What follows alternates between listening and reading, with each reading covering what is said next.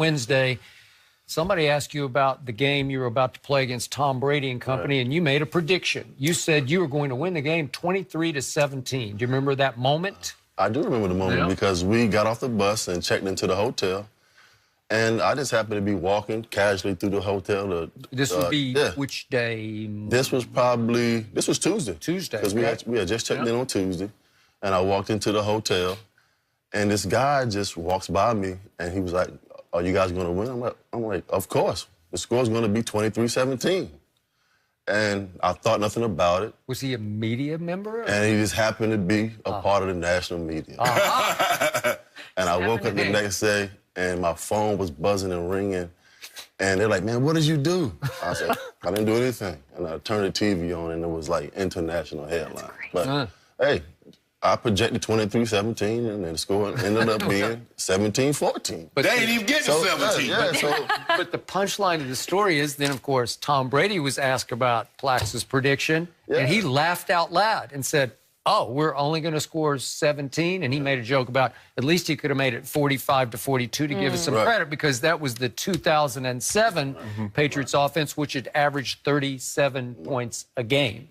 So how fearful were you going to practice the next day or whatever? Did you? We weren't fearful at all because but how about you with your teammates? Did anybody? Oh, no, we weren't fearful at all. I mean, everybody just kind of rallied behind me, and our mindset was, listen, we just played these guys a few weeks ago in Week 16. And our mindset was, don't turn the football over and don't beat ourselves. And we had one interception, and they ended up kicking a field goal when we threw that interception, and they ended up winning that game by 3 points.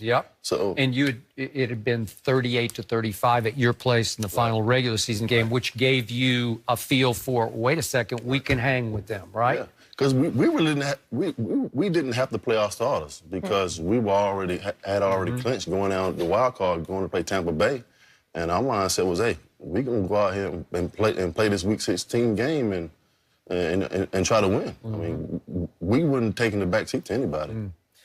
So Brady goes down and scores, and it's 14-10 with a couple of minutes left.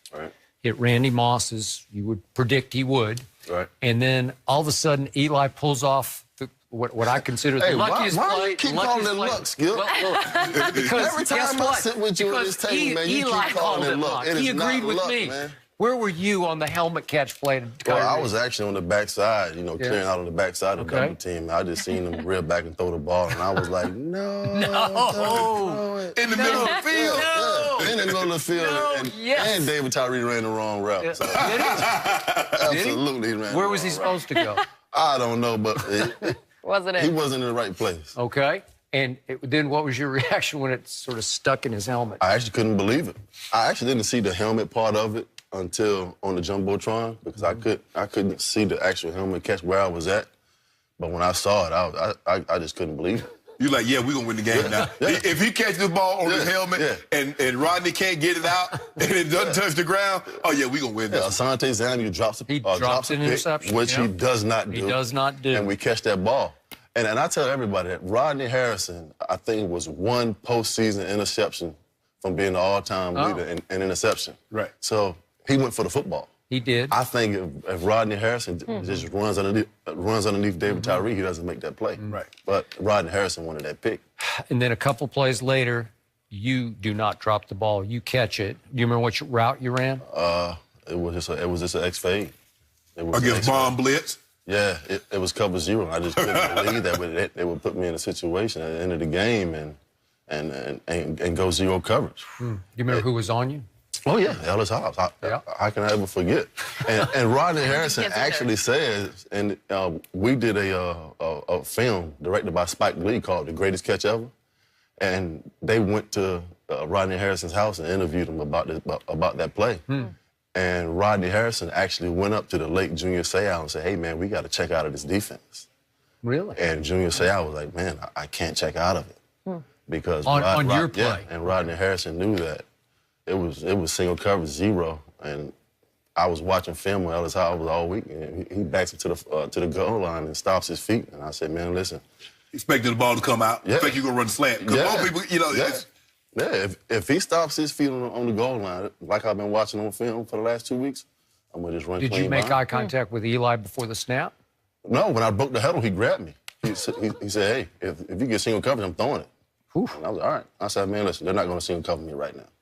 And it was worse than single coverage. It was zero. Oh, it's so cool to think about. Well, that's zero coverage, Skip, and let people know we call it bomb blitz zero coverage. There's nobody in the middle of the field. No help. Everybody's man-to-man, they're coming.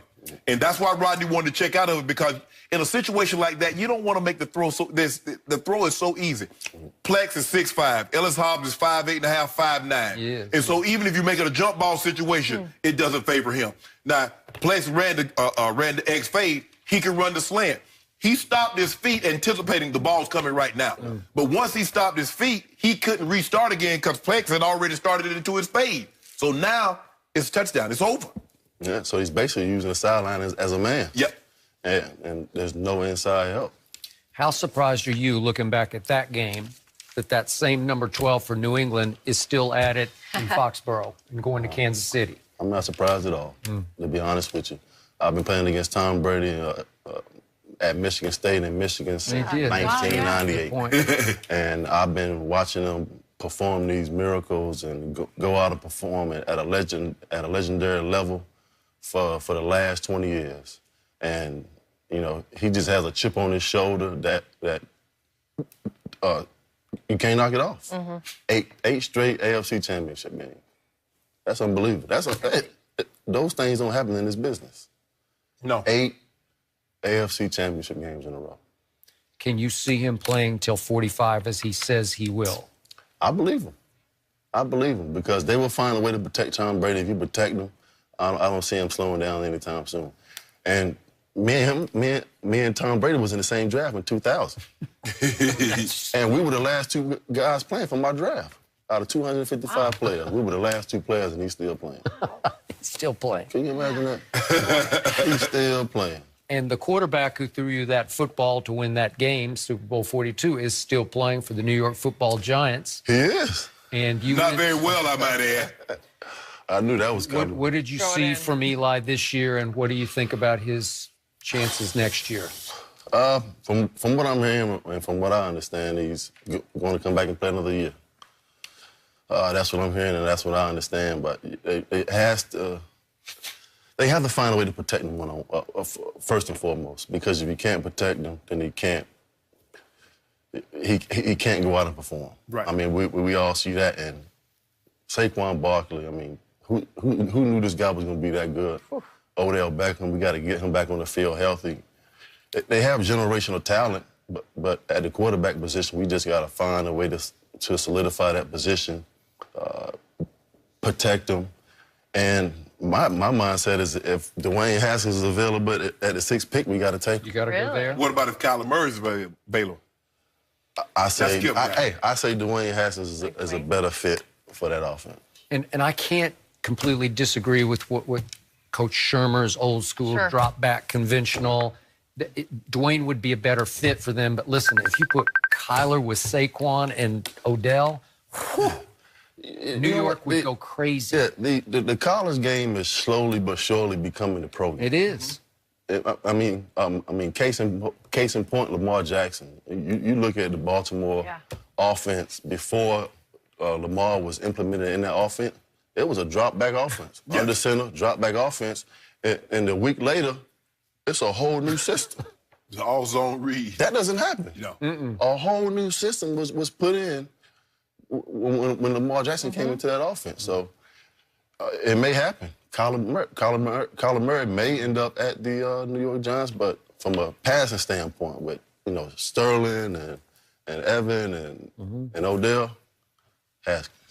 You have some familiarity with Pittsburgh. What do you think about the situation that's going on with AB, Antonio Brown?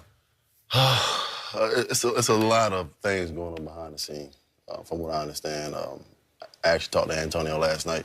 Did you? And just trying to, see where he's at mentally, just trying to tell him to stay sane. And it's a lot of, pieces, people are saying this and that. And I'm just telling them, hey, man, just stay sane. And, he's going back, him and Emmanuel are going back and forth. They are. Twitter, like, those guys used to be so tight, and you hate to see those kind of things going on. And Mr. Rooney, I guess Mr. Rooney came out and said he didn't see him in training camp in August. So I don't know what's going to happen, but the Pittsburgh Steelers are going to be the Pittsburgh Steelers. The standard is the standard. I had the opportunity to play there 7 years, and they're not going to bend for anybody. So gut feeling he's gone next year? I don't know. I don't know where they go offensively if he's not there. What you mean where they go? They got Juju. James Washington, they drafted him. You know where they going. You just said it. The standard is the standard. They going to move on. The standard is the standard, but I don't know. I just don't know. I don't know if he's going to be there or not. If Mr. Rooney says he's not, then he's not. But you just don't know. And it doesn't feel good to hear that either from the guy that's supposed to be supporting you. Either way, so good to have you today. Really interesting. Good stuff. Love going down memory lane and watching that one. I know it was painful for Skip over here, but Well, it's just a lucky sketch. good to have you. And best of luck this weekend. Make sure to check out Plaxico in the NFLPA Collegiate Bowl this weekend, Saturday on FS1. And we'll be right back.